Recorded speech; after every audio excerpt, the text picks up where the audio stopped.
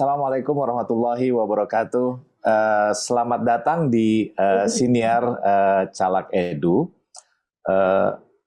sebuah siniar yang ingin memberikan pengalaman berharga dari aspek-aspek kependidikan kita yang luasnya seluas Indonesia, bahkan lebih dari itu. Gitu. Jadi ini siniar ini diinisiasi oleh Yayasan Sukma, terutama adalah untuk sebagai sarana kita untuk berbagi pengalaman bagaimana mengelola pendidikan.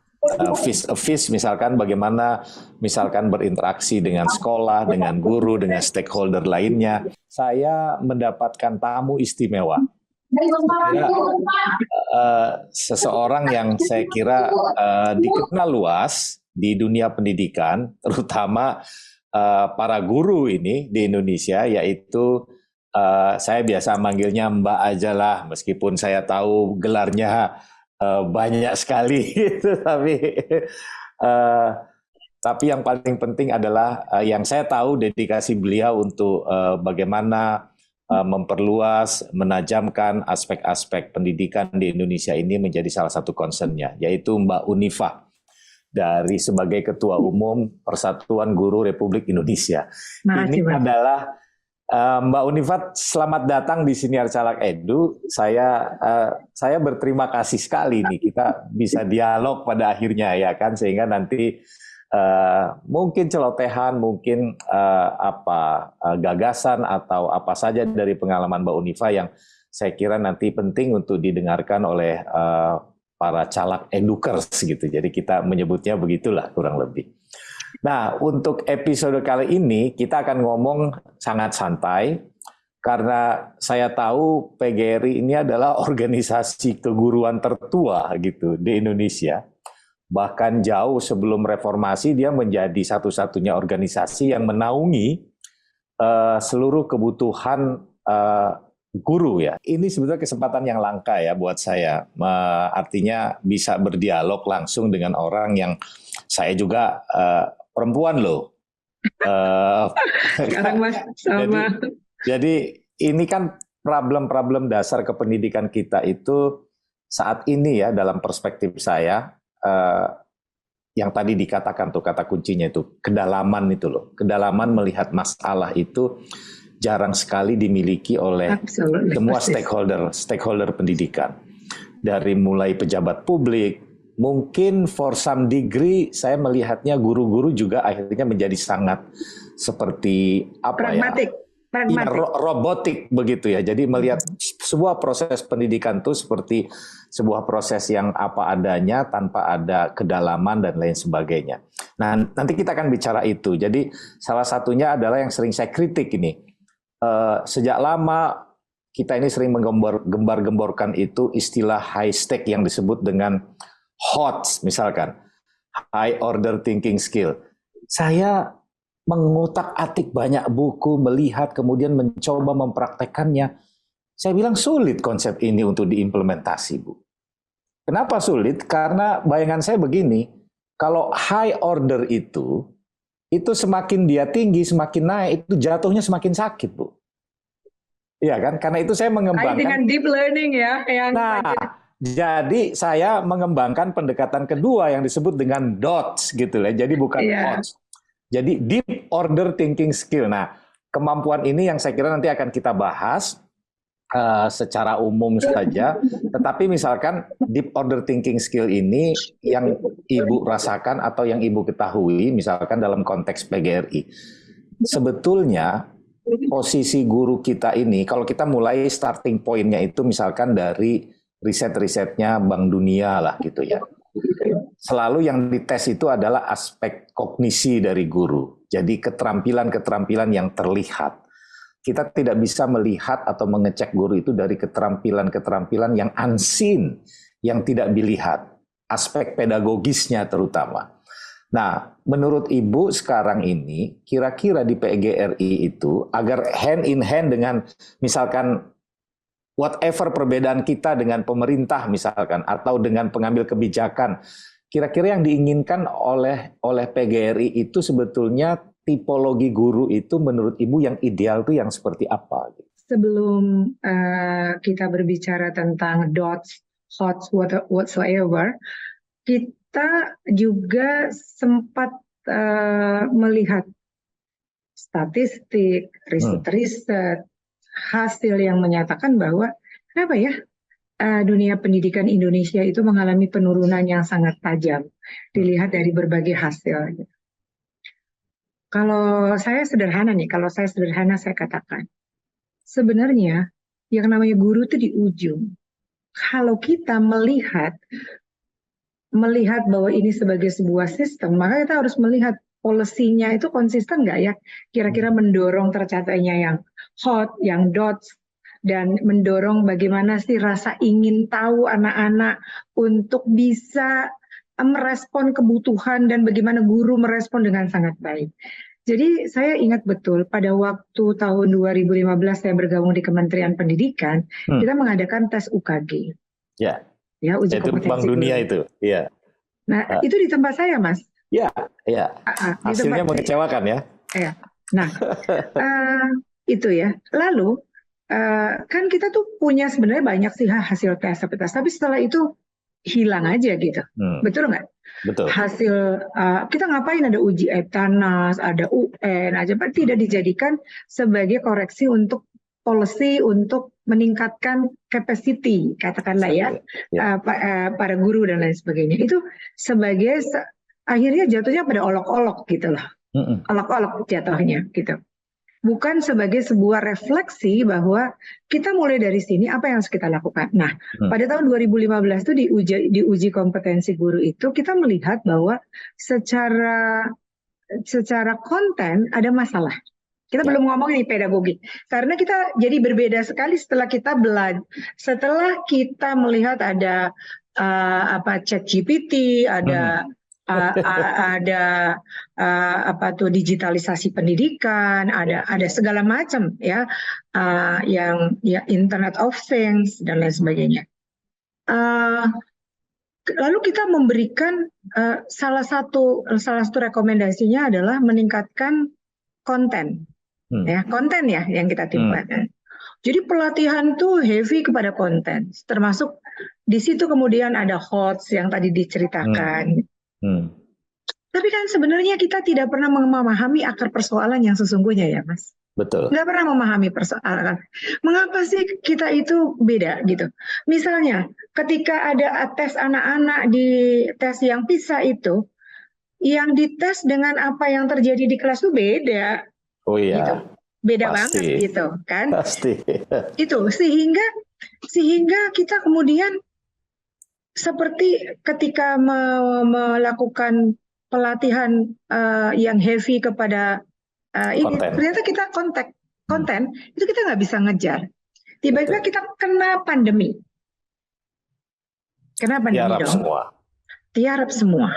Dan ada demokratisasi ilmu pengetahuan. Di mana anak-anak kita bisa secara terbuka di mana saja menyerap ilmu yang kadang-kadang dia bisa menggugat kepada gurunya, pada teori ini menurut buku teks dengan apa yang aku peroleh langsung dari sumbernya itu berbeda. Dan tidak semua orang termasuk para guru itu bisa menghadapi situasi ini. Betul. Ya kan? Betul. Ya. Itu kan problematik. Jadi ternyata ketika kita mendorong dengan konten yang heavy content itu tidak menyelesaikan masalah. Ada masalah lain, masalah pedagogis, yang juga hampir nggak pernah tersentuh, termasuk mungkin kecepatan kita di kampus-kampus di dalam merespon kurikulum yang sesuai dengan kebutuhan.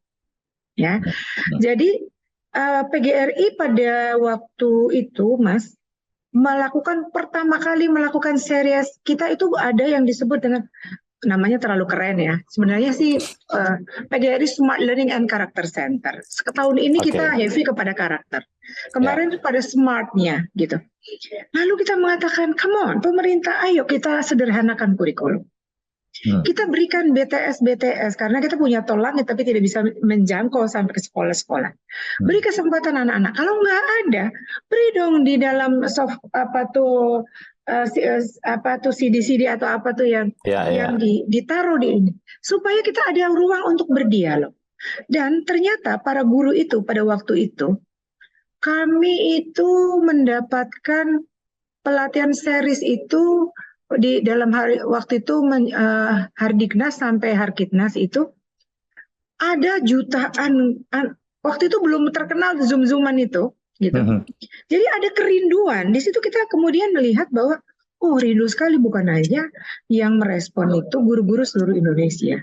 Jadi kita buka ruang yang terbuka. Saya ingin mengatakan bahwa para guru itu sebenarnya malu juga, nggak enak juga kalau disebut tidak belajar. Ya. Iya loh Mas. Betul, ya. betul. Jadi betul. ada keinginan tapi mereka tuh bingung dengan bahan sedemikian banyak, arahan yang kadang-kadang cuma mengolok-olok, tetapi kemudian sebenarnya mereka itu harus bagaimana? Rootnya itu seperti apa? Jadi kita coba, kita ngadakan dialog dan sekarang ini di PGRI ada yang disebut dengan Lingkar Belajar Guru. Okay. Lingkar Belajar Guru itu adalah kita ngajakin di guru-guru di daerah-daerah ya. Tapi kan kita itu bukan pemerintah. Kita project kita itu adalah karena voluntarily kita pengen memajukan. Gitu. Modeling lah gitu ya? Ya, modeling Mas, modeling. Ya, Lingkar Belajar Guru itu karena kita PGRI ya, bukan sekedar bagaimana dia kemudian mencoba merefleksikan dengan kemajuan ini, dengan kemajuan teknologi yang luar biasa ini, guru harus bersikap bagaimana mendorong anak-anak, bagaimana mengasah mereka itu rasa empati, bagaimana itu kita coba hadirkan di dalam PGRI Smart Learning Jakarta sampai di daerah-daerah kita punya proyeknya di 15 provinsi gitu. Bayangkan yang kecil ini yang nggak punya uang ini kita ingin melakukan sesuatu karena kita tuh ingin sekali sebenarnya ada keinginan guru untuk berubah, tetapi nggak ditangkap oleh semua. Belum semuanya menangkap keinginan itu.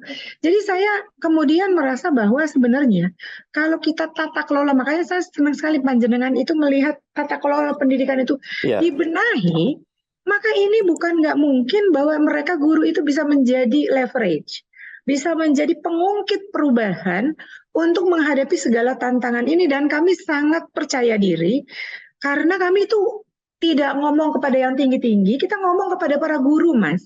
Jadi ayolah, ayo kita. Kita nggak usah nunggu pemerintah karena sekarang Merdeka Belajar, ada pengguru penggerak. Bedanya apa sih dengan guru inti? Aku mau tanya jenengan. Nggak ada beda casing aja Mbak. Maka itu. Jadi kami ini juga mengajak dan kemudian izin sekali lagi. Kemudian PGRI itu melakukan semacam reform. Reform itu structural, kemudian cultural, itu kita reform ya. Dan kemudian ini oleh teknologi. Jadi saya di dalam konteks ini ingin mengatakan bahwa sebenarnya para guru ini sebuah potensi yang besar asal kita dengan tepat cara menyentuhnya. Itu Mas yang paling utama. Itu bahasa yang super banget tuh. Tepat menyentuhnya. Nah, ini kadang-kadang sulit menerjemahkannya dalam bahasa kebijakan. Persis. Iya kan? Semua orang punya. Kenapa sangat sulit? Karena masing-masing orang ini, mau pengambil kebijakan, mau praktisi, dan sebagainya, itu punya standar dan punya deret ukur yang berbeda itu untuk melihat siapa itu sebetulnya guru, gitu kan? Ini sebetulnya pengalaman PGRI itu serupa tapi agak sama, bukan serupa tapi tak sama ya. Serupa agak sama dengan saya alami dengan beberapa sekolah yang coba saya datangi, saya mengajak. Jadi sekolah Sukma di Aceh ini dalam udah hampir 18 tahun berjalan, itu punya sister school itu lebih dari kalau di provinsi itu hampir 12 provinsi kita punya. Di dunia ini mungkin kita punya sister school dari mulai 5 benua kita udah punya. Jadi dari Afrika, dari Asia Tengah, dari Amerika, dari Eropa, kita rutin bagaimana misalkan guru dan siswa itu bisa berinteraksi dengan sister school itu. Nah, kenapa penting sister school itu dilembagakan? Karena tidak ada sebuah cara untuk memperlihatkan bagaimana sebuah guru itu bisa mengajar dengan baik kalau dia tidak dipersentuhkan. Betul. Itu dengan sekolah lain. Persis. Itu problemnya. Jadi Mbak Unifa bisa lihat ya, banyak sekali kita melihat kalau kita membicarakan sekolah favorit di Indonesia itu, pasti dari angka sebelum Orde Baru, Orde Lama, Orde Baru sampai sekarang, kalau dibilang sekolah bermutu pasti sebutannya SMA 1, SMP 1. Ini kan sebetulnya kita malu. Artinya apa? Pergerakan mutu tuh nggak pernah bagus kan? Jadi selalu yang dijadikan acuan oleh setiap daerah itu pokoknya anak saya harus masuk SMA 1, masuk SMP 1, masuk SMP, pokoknya paling banyak 2, 3. Itu standar kualitas pendidikan kita. Artinya kalau saya berpikir ini sebetulnya pemerataan mutu itu nggak pernah bisa dicapai. Nah, salah satunya yang tadi saya senang sekali dengan ungkapan itu, guru tidak bisa kita jadikan sebagai daya ungkit untuk meningkatkan kualitas itu karena cara kita menyentuhnya jangan-jangan salah di situ. Nah, itu yang sebahasa itu yang ingin saya perdalam sedikit ini supaya nanti siapa tahu kita bisa berbagi argumen dan bisa berbagi pengalaman ya. Contoh kecil saya di Yayasan Sukma itu, Bu, dengan persaudaraan yang banyak itu, ada satu praktek kecil yang saya lakukan dan sampai hari ini saya lakukan. Itu namanya pertukaran guru. Itu saya ngebayangin gini ya, kalau Mendikbud ini saya udah berkuar-kuar nih sejak SBY jadi presiden periode pertama nih, saya kuar-kuar kayak begini nih. Saya bilang, saya membayangkan guru seluruh Indonesia itu diputar gitu. Karena kan sebagai ASN, dia ini kan boleh ditempatkan di mana saja. Tetapi cara mutarnya cerdas gitu. Bukan cara berputar yang misalkan dipindah-pindah, enggak. Tapi dibuat skemanya semacam, ini masuk dalam skema nasional, namanya teacher exchange gitu. Nah, sekarang kita punya dana sertifikasi, itu gampang bisa digunakan. Terimanya 3 bulan sekali, syaratnya dia harus ikuti namanya teacher exchange. Bayangkan, Bu, guru dari Papua bisa mengajar di Aceh. Guru Aceh at the same time bisa mengajar di Kalimantan.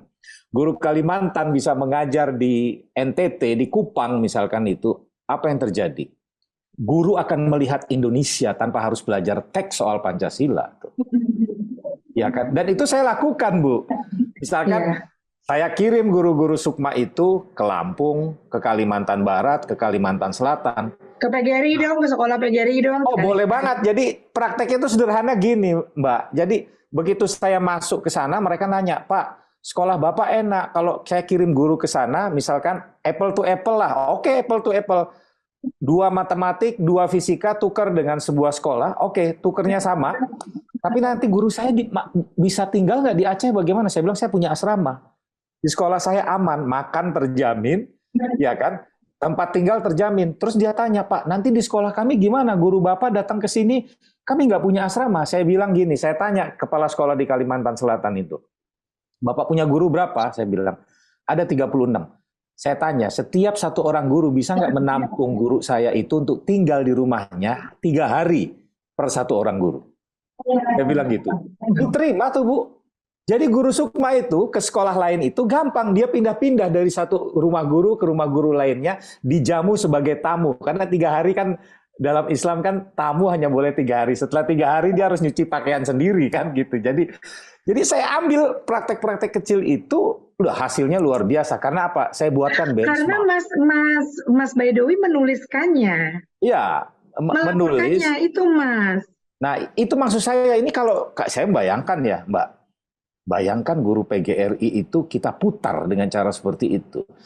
Kosnya itu, Mbak, kosnya ya, itu minim. Kenapa? Karena dia cuma beli tiket. Saya membiayai tiket guru saya, masa sih nggak sanggup? Guru yang sama itu membeli tiket, misalnya kayak dia perjalanan, dia ke Aceh gitu. Guru saya ke Kalimantan, sama aja. Itu bisa ya nggak ada yang beratnya. Makan itu udah mereka biar merasakan. Tapi setelah dia pulang dari Kalimantan, itu dia bisa share nggak habis-habis dengan siswa yang ada di Aceh. Bukan saja tentang praktek baiknya, tapi ini transmisi kulturalnya ini yang paling penting. terus Itu dia. leadership-nya gitu. Itu Mas, dia. iya Mas. Nah, yang ingin saya tanyakan adalah misalnya gini, bisa nggak misalkan PGRI itu mengidentifikasi satu misalkan begini, kalau saya kan ingin membuat teacher exchange itu basisnya ada ya, apa itu? Saya ingin melihat otoritas profesionalnya. Ya. Hampir nggak ada tuh Mas sekarang. Makanya, jadi maksud saya lakukanlah tes kecil. Kira-kira bisa nggak PGRI melakukan itu untuk menguji bagaimana misalkan otoritas profesional itu bisa kita kembangkan gitu. Jadi saya ini bukan saja ingin memahami apa yang dilakukan Mas Baidowi dan hasilnya yang sangat luar biasa, tapi saya ini pelaku. Pada tahun 1996, saya menjadi konsultan di kementeriannya Pak JK waktu itu, Kementerian Sosial, Kementerian apa sih ya? Menkokesra. Menkokesra, 96. Ya. 96 ya. Ya. Dan itu mulailah pertukaran kepala sekolah timur dan barat. Kemudian jeleknya kita itu adopsi karena uang, kemudian jadi apa tuh yang sekarang in gitu. Itu loh Mas, mensimplifikasi prosesnya yang saya sangat keberatan, mensimplifikasi. Jadi nih Mas, maaf, kami kebetulan saya menemani selama 2 bulan pertukaran kepala sekolah, ingat banget, di daerah timur dan di Solo. Nah, pada waktu gajian nih Mas, uangnya tuh dipegang oleh kepala sekolah. Karena bukan salah dia di sana, karena di sana kebiasaan minum itu adalah bagian dari tradisi yang untuk sosialisasi. Tapi kan jadi uang ini habis kan ceritanya. Jadi di situ dia belajar tentang bagaimana praktek memimpin leadership, kultural, dan sekaligus akademik. Disiplin diri itu, self disiplin menjadi amat sangat penting. Jadilah tuh Mas, terus kami lakukan ini dengan NUTP Malaysia. Kami melakukannya dengan beberapa ini. Tapi sekali lagi, kita itu belum cerita ya Mas, bahwa kita itu tidak ada kemerdekaan profesi. Orang harus keluar dari berapa itu harus pakai fingerprint. Kalau dia 200 meter itu sudah tidak bisa. Dan kalau 3 hari kemudian dia tidak itu dia tidak bisa dibayar sertifikasinya. Itu yang menjadi kesulitan nyata. Nah, saya tuh kagum banget karena Mas Baidowi itu udah lama, Mas Komar, aku pengen banget dong datang ke sekolah Sukma gitu kan. Udah lama sekali. Karena ada keberanian otoritas sebagai seorang pemimpin untuk melakukan perubahan. Sebenarnya praktek ini menjadi amat sangat menarik. Kalau konsisten, bayangkan di tahun 1095 itu sudah terjadi pertukaran timur dan barat. Kemudian diganti menjadi in, wis ora jelas. Iya. Iya betul loh Mas. Iya. Pertukaran itu kalau saya itu kan kami juga yang kami lakukan itu kan di sekolah-sekolah di keluarga. Jadi kalau di Sukma punya asrama, kalau kami dititipin sama guru, dititipin sama guru. Nah, kalau ini bisa kita lakukan, ini praktek baik. Misalnya, nggak usah jauh-jauh, dari Aceh yang jauh aja dengan Aceh yang di situ. Aku mau ngomong sama Munjir.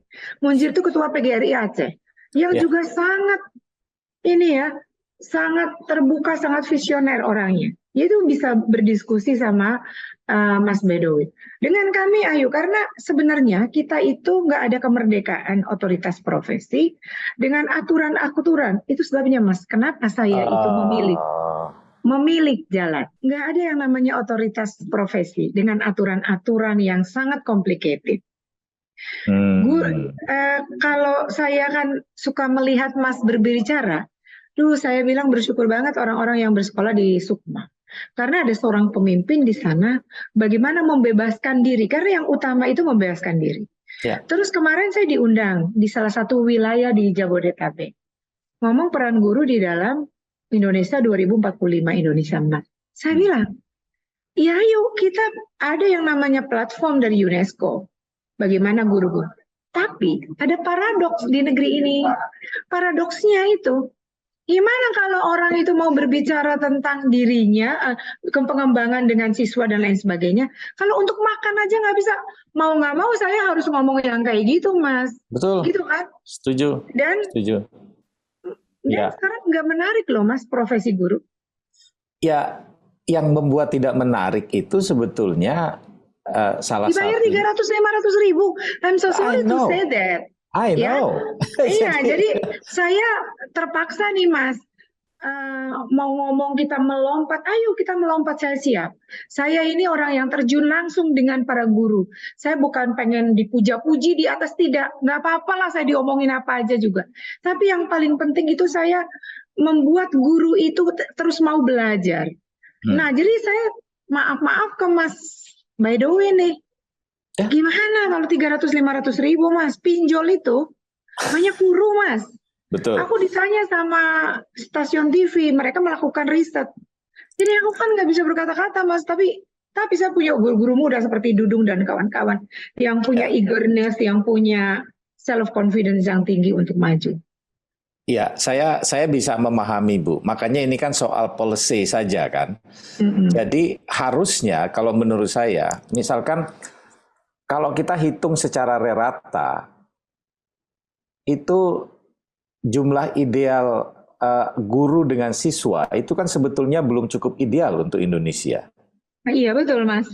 Ya kan? Dan sekarang 54% tuh guru honorer. Iya, maksud saya sebetulnya rasio jumlah guru dan siswa itu harusnya ditentukan parameternya kan dengan ini soal kebijakannya ya. Iya. Nah, kita tidak membuat itu. Yang kedua, misalkan kita tidak berani melakukan shortcut.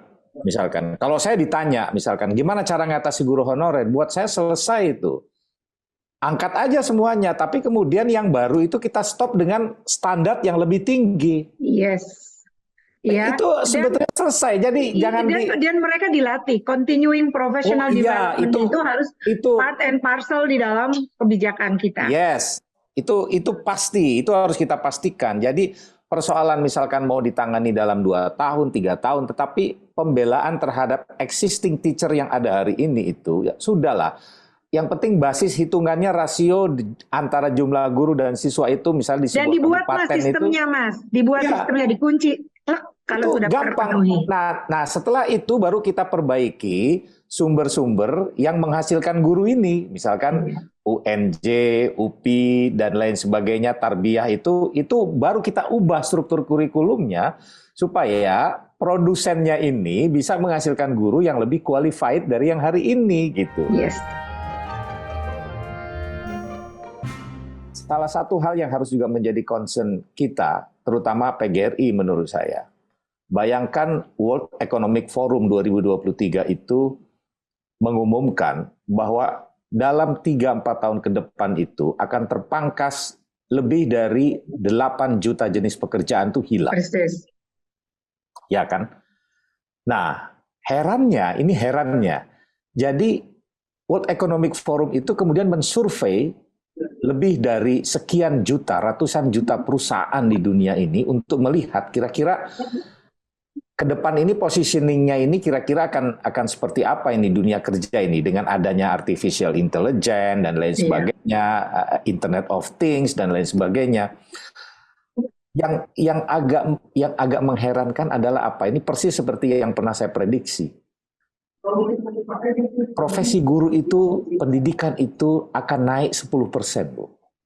Dalam 3-4 tahun ke depan, meskipun artificial intelligence itu akan mengganggu bagaimana orang itu belajar. Nah, problemnya kan begini. Sebentar ya. Bentar ya. Terus Mas. Problemnya kan begini. Terus yang dibutuhkan oleh guru next teacher untuk 5-10 tahun ke depan itu jenis guru yang bagaimana? Kan itu yang harus kita tanya. Persis. Apakah misalkan kita lebih melihat misalkan guru dengan kemampuan konten, kemampuan penguasaan knowledge itu yang lebih penting atau yang bagaimana? Nah, ini kan harus mengubah policy ini. Mengubah policy, kalau menurut saya, ini kita nggak bisa lagi bicara soal misalkan kayak pelatihan ya konten seperti yang Ibu katakan tadi ya. Mbak Unifa bilang nih pelatihan tuh lebih banyak ke smart, konten yang heavy. konten dan lain sebagainya. Nah, ke depan kan kita harus bisa berpikir, nah kira-kira apa proyeksi PGRI yang harus kita kedepankan itu? Satu, untuk melindungi existing guru yang sekarang, dan juga untuk melindungi the newcomer of teachers ini yang akan hadir nih, booming juga ini dalam 5-10 tahun ke depan gitu. Yes. Antisipasinya harus ada rekomendasi dong dari PGRI itu. Jadi kalau menurut saya kemarin juga berketemu dengan para guru. Satu hal, apapun situasinya saat ini, adalah satu kuncinya adalah kita harus terus mau belajar. Kalau kita berhenti belajar, itu bukan guru. Itu penting banget itu. Pernyataan itu penting untuk memotivasi bahwa sebenarnya kita memilih sebagai guru itu pilihan sadar, ya, pilihan sadar yang membuat kita itu harus terus hidup, merecharge pikiran kita gitu, dan juga wisdom kita. Itu satu. Yang kedua, saya kan mengikuti panjenengan, itu dots itu menjadi amat sangat penting. Kita harus berani dong melakukan suatu pemetaan. Kalau saya itu pemetaan dalam konteks, kalau anak-anak tuh sekarang sumber belajar tuh kan bisa di mana aja ya nggak? Yes. Dan yang paling penting itu mengajak guru bahwa dia harus, karena ini akan terjadi memang model guru itu sampai habis dan guru-guru baru. Guru-guru baru itu lebih terbuka. Tapi pengetahuan lebih terbuka lagi. Betul. Lebih jauh lagi. Betul. Jadi yang paling utama adalah saya sudah dalam banyak kesempatan kita harus bisa untuk menstimuli anak-anak kita, mendorong anak-anak kita sebagai saya nggak mau menggunakan fasilitator gitu, nggak mau menggunakan learning manager, tapi kita membawa anak-anak kita tuh terbang ke angkasa tanpa merasa digurui. Kita kadang-kadang tuh kan merasa perlu menjadi temennya gitu. Yang afeksi juga afeksi mana yang mau kita ini. Jadi konsep belum itu sebagai dasar oke lah. Tapi sebagai dasar bahwa ada keseimbangan itu. Tetapi selanjutnya di dalam kerangka ke depan itu bukan itu lagi yang utama, yang keseimbangan ketiga hal itu. Ya. Tapi karena gini, kalau dia belajar kan pengetahuan aja nih, guru harus bisa memposisikan diri contextual teaching and learning. Kalau menurut saya itu penting banget. Misalnya, mereka belajar tentang dinosaurus dong. Belajar tentang dinosaurus. Kalau gurunya guru zaman yang kapan gitu, anak-anak bikin dong clipping tentang dinosaurus, mereka diem-dieman tuh lempar-lemparan kertas, lempar-lemparan apa. Karena begitu klik, itu kan gambar dinosaurus banyak banget. Tinggal di print, tinggal itu udah selesai. Tetapi kalau gurunya sebenarnya bisa mengantarkan dot tadi, ya, deep learning itu, coba kalian klasifikasikan dinosaurus yang misalnya punah pada masa itu dan ada yang tetap bertahan karena apa? Itu kan deep, ya. Jadi mengajak guru itu mendorong guru untuk menstimulasi, mengajak anak-anak itu berpikir, memilah, mengevaluasi, mendorong. Ya, itu yang menurut saya harus pikirkan. Kalau sekarang hitung-hitungan trainingnya itu kan pergi ke Aceh, hitungan tiket untuk sekian orang rata-rata 5 juta pulang pergi. Penginapan sekian, itu kan udah nggak kepake lagi yang kayak gitu Mas. Maka itu sebenarnya desentralisasi pendidikan, memberikan ruang kepada, ya kita kan bisa melakukan tes siapa aja sih yang bisa, termasuk organisasi kayak kami, termasuk panjenengan orang itu, untuk bisa sebenarnya duduk bersama-sama, kira-kira ke depan itu yang utama di dalam proses pelatihan yang mendorong guru itu mau mengeksplorasi mendalam, menggali keunikan siswa, berempati, berdiskusi dan menerima pendapat yang berbeda. Itu jauh lebih penting karena memang masanya masa begitu. Kalau kita ngomong sekarang, kalau dulu zamannya saya Mas, itu buku sumber satu, buku sumber itu ditulis dari babonya siapa-siapa di sekolah. Begitu kita masukkan pakai bungkus sumber itu di debat sama anak-anak kita. Bukan begitu, gitu. Lalu cara menghadapi kita, kan kita ini sebagai guru. Kalau kita pakai yang old fashion, kita mengatakan kurang ajar nih si anak. Kan? Itu Betul. aja itu memerlukan waktu loh, Mas. Ya. Mengubah mindset itu memerlukan waktu. Betul. Jadi, Persis. tapi ajaklah. Makanya saya setuju yang yang panjenengan sampaikan itu. Karena itu menyentuh apa sih kebutuhannya. Dan mereka itu kalau saya ada seminar, saya nggak pernah yang rumit-rumit mat ngomongnya, nggak pernah. Betul. Ayo sekarang semua masalahnya apa sih yang Bapak Ibu hadapi. Meskipun dikasih temanya besar, balik laginya kepada yang bersentuhan dengan anak-anak ya, dengan sekolah. Anak-anak yang menjadi kegelisahan di dalam interaksi proses belajar mengajar. Nah, ini tuh harus peka dilakukan, dan kami sebenarnya dengan ini mengusulkan, insya Allah Mas, kita itu sebenarnya pada setiap periodisasi kepemimpinan kita tuh ada buku yang kita tuliskan, yang kita pikirkan kira-kira ke depan tuh kayak gimana. Besok di dalam orasi ilmiah juga saya menuliskan tentang bagaimana kita itu sebenarnya memposisikan diri kita ke dalam situasi yang kekinian dengan intelijensi buatan, dengan sikap kemandirian. Kan begini, anak-anak itu udah saya tes nih Mas. Mahasiswa S1 tuh saya udah pernah tanya sontek, kalian mau jadi apa sih? Gitu. Dulu Mas selalu ngomongnya mau jadi PNS. Sekarang nggak jadi konten YouTube, gitu kan? Menciptakan itu, gitu. Terus kemudian bagaimana kan ada proses packaging dan memasarkan. Karena kan kita yang mau didorong adalah proses kemandirian. Nah, proses kemandirian itu juga harus didorong juga kepada para gurunya. Kalau enggak, kalau gurunya, nih ya, guru saya, tiba-tiba lagi ngajar.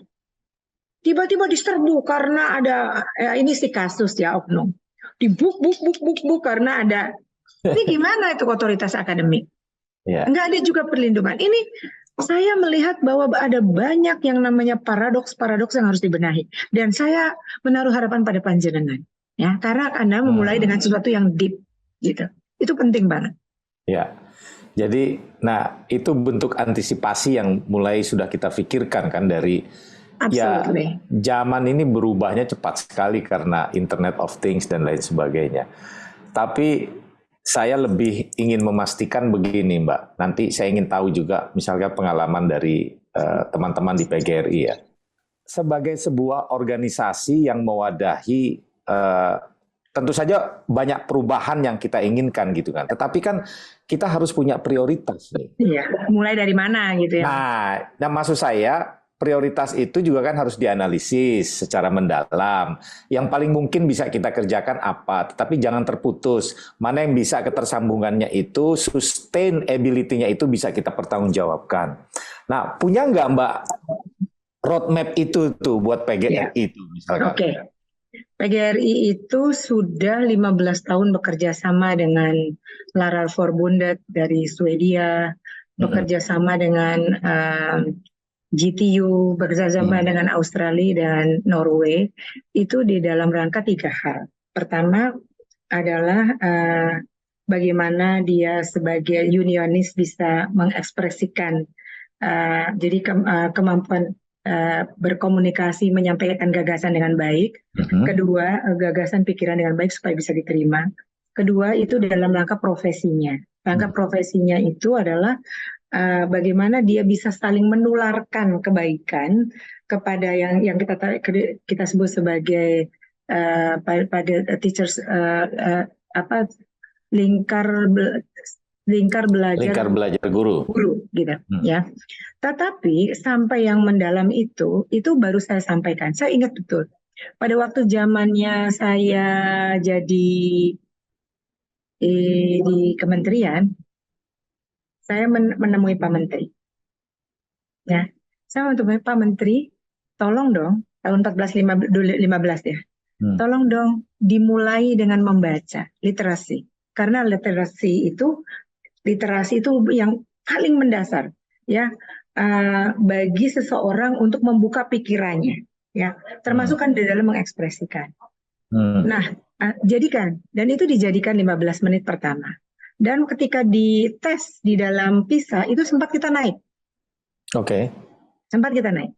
Artinya sebenarnya ini ya kalau misalnya ini, dan itu sudah saya lakukan, maksudnya sudah sering saya sampaikan.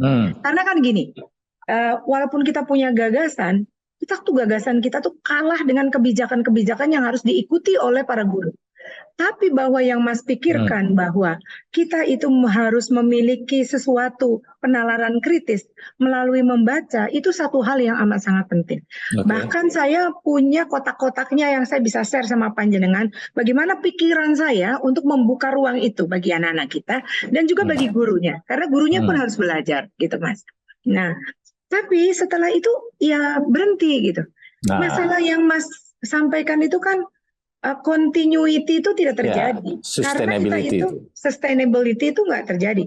Karena kita itu merasa bahwa di bagian ini selesai, di bagian itu terjadi di mana termasuk di organisasi. Mengapa juga saya itu mau-maunya gitu di PGRI, nggak tertarik sama yang lain-lain yang lebih menarik itu ya misalnya gitu. Karena saya punya kewajiban moral yang amat sangat tinggi, saya ingin mengubah sebenarnya melalui guru. Walaupun tangan saya nggak sampai, saya juga Mas dihantemi Mas, ya, dihantemi bukan saya, tidak dihantemi, tetapi kalau kita punya keyakinan ingin mengubah dan kita yakin bahwa guru ini itu ada bagian-bagiannya. Saya nggak push banget bagian yang ini, saya push bagian yang kayak dudung, mulai diberi kesempatan, diingatkan kayak gitu. Tapi kalau dituliskan, kalau skematiknya ada Mas.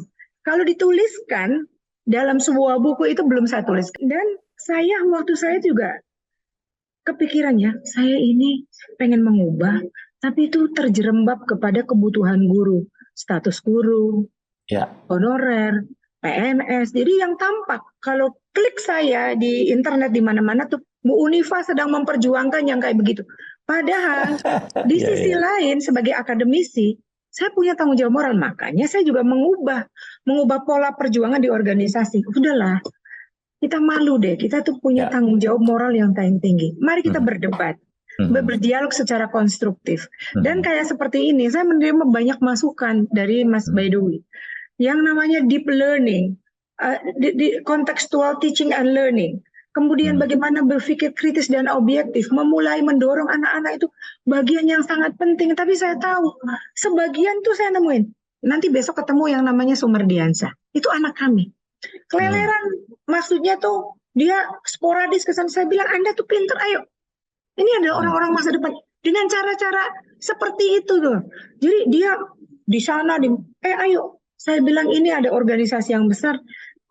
Saya sedang menyiapkan guru-guru muda yang punya pikiran masa depan yang baik, yang kira-kira suatu saat bisa nanti kita saling bergandengan tangan untuk memajukan Indonesia.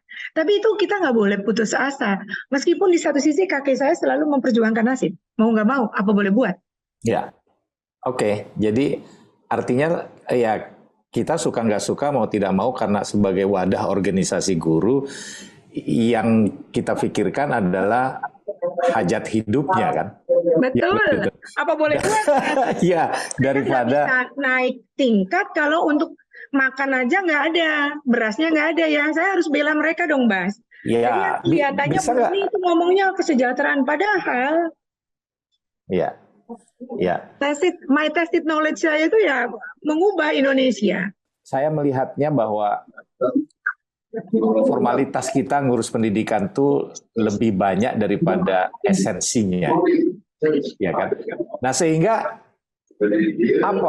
policy yang muncul juga sebetulnya untuk menangani yang formalistik gitu, bukan menangani hal-hal yang esensialnya itu, ya kan?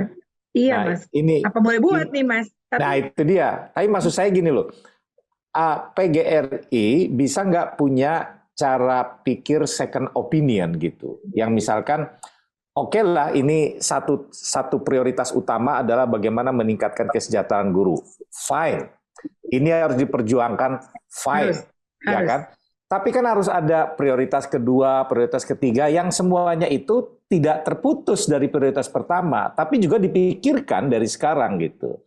Nah, saya jujur Mbak, saya ini meriset beberapa aspek kebijakan publik dari pusat sampai ke daerah. Terus kemudian saya di daerah itu saya bikin riset kecil, melihat bagaimana yang disebut dengan pemerintah itu melakukan proses bagaimana sebuah kebijakan itu diimplementasi. Itu saya coba kuliti itu dokumen-dokumen kebijakan publik, dan apa yang terjadi miris. Kenapa?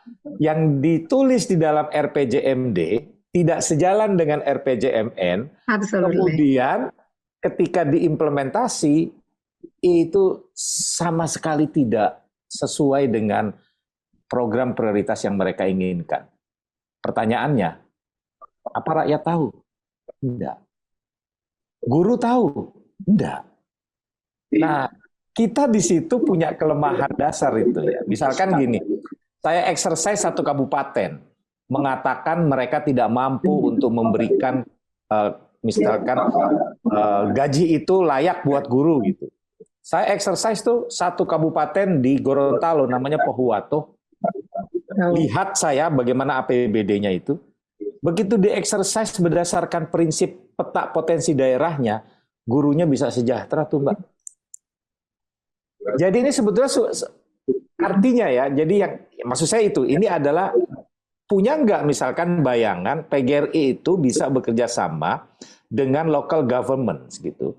Bukan persoalan pendidikan yang dilihat, tapi bagaimana pendidikan itu ditreatment oleh pemerintah daerah. Ada nggak kepikiran kayak gitu Mbak? Jujur aja, dari pertama kita menulis, yang tulisannya itu kita kirim ke sekitar waktu itu Pak Jokowi yang pertama, ada bukunya diterbitkan di Gramedia, terus kita lebih kepada policy paper gitu. Kita tuh yang paling sulit itu adalah komunikasi dengan pada local government gitu. Dan saya juga melihat bahwa desentralisasi itu ada sebuah apa ya, konsep yang ingin mendekatkan layanan kepada masyarakat melalui desentralisasi, tapi prakteknya itu sangat miris sekali. Jadi saya berpikir bahwa riset-riset policy itu sangat menarik untuk memberikan, untuk paling tidak keseimbangan untuk apa yang disampaikan oleh Bank Dunia, apa yang disampaikan oleh teman-teman yang lain. Saya sih menyambut baik karena saya juga mengajak riset-riset kita tuh baru kepada opini sederhana kalau diputus tunjangan profesi. Kita bikin. Kemarin pembelaan 3043. Itu kan hal-hal yang mendesak, ada aja. Hal-hal yang mendesak yang kita lakukan. Hal-hal yang substansial ini, teman-teman ini ada kerjasama dengan teman-teman yang lain. Tapi kerjasama itu ya, riset itu memerlukan kemampuan analisis, statistik, kemampuan ini, dan saya tidak ingin mengatakan bahwa itu sebagai apologi kepada kami, tapi saya juga menyambut sangat baik. Saya pengen sekali ada riset-riset nanti. Saya minta besok itu pertemuan itu adalah anak muda yang guru-guru mudanya PGRI yang punya artikulasi di dalam memandang persoalan itu secara lebih clear. Itu walaupun mereka adalah para guru, dan itu menurut saya adalah sebuah sinyalmen yang bagus. Dan mereka akan kalau nggak salah sih bekerja sama dengan salah satu harian nasional itu, tapi belum sampai menyentuh hal-hal yang sangat deep. Dan siapa tahu setelah ini kita bisa kerja sama bareng, Mas. Siap. Ya. Untuk melakukan riset, untuk melakukan, kita punya jalur yang kita nggak punya uang, tapi kita punya jalur. Ya kan, punya jalur yang terstruktur sampai saat ke bawah, dan kita bisa sekaligus melakukan riset. Kita tuh benar-benar ingin sekali sehingga kita punya second opinion yang menyatakan kalau pendidikan ini dikatakan begini, kita kan selalu mengacunya ke World Bank, ya kan. Padahal kadang-kadang juga nggak pas banget gitu dengan kita, karena itu kan government to government itu pasti ada ini. Kalau kita itu lebih free untuk bisa melihat secara lebih mendalam. Jadi saya please welcome. Saya senang sekali setelah ini. This is not for the first time. Ya, this is not the last time. Mbak. Saya kira saya bisa menangkap sekarang bahwa ada begitu banyak masalah yang dipikirkan oleh Mbak Unifa dan teman-teman di PGRI, dan ada banyak masalah yang tidak bisa diselesaikan secara instan, tetapi setidaknya listingnya itu harus bisa kita jaga itu semangat ya kan gitu ya Mbak ya. Semangat dan sustainability-nya ya Mas. Ya itu dia. Jadi mungkin ini yang menarik. Saya sekarang baru sadar misalkan kalau PGRI itu punya sampai ke kabupaten kota. Sampai Sabang Ranting Mas. Makanya kalau seandainya itu nanti bisa misalnya kita kerjasamakan dengan beberapa lembaga lain. Konteksnya itu sebetulnya untuk melihat local good governance itu. I like it. Good Yang governance itu penting banget. Good school governance juga. Nah, ya. Maksud saya jarang sekali guru dilibatkan untuk meriset itu, padahal dia ada di daerah itu gitu. Ya. Mbak, saya kira ini obrolan pertama seperti. Ngalor ngidul ya Mas, ngalor ngidul, maaf kalau nggak apa-apa. Nggak apa-apa, nanti di sesi-sesi berikutnya saya kira nggak terbatas dengan Mbak Unifa, kita akan obrolkan lagi, misalkan kalau ada publikasi dari PGRI, kalau ada hasil riset. Banyak banget Mas, banyak banget. Kita angkatlah satu persatu, kita urai bagaimana misalkan ini bisa dijadikan ajang oleh kita itu untuk meningkatkan awareness, ya kan, awareness bahwa pendidikan ini harus selalu dipikirkan oleh orang-orang yang punya intensitas dan punya keinginan untuk mengubah Republik ini menjadi lebih baik. Terima kasih. Demikian teman-teman sejawat guru seluruh Indonesia, Siniar Caleg Edu kali ini. Mudah-mudahan di lain kesempatan kita bisa memperdalam dialog-dialog yang lebih berkenan untuk mengubah daya ungkit guru menjadi lebih bermanfaat buat kemajuan Republik ini.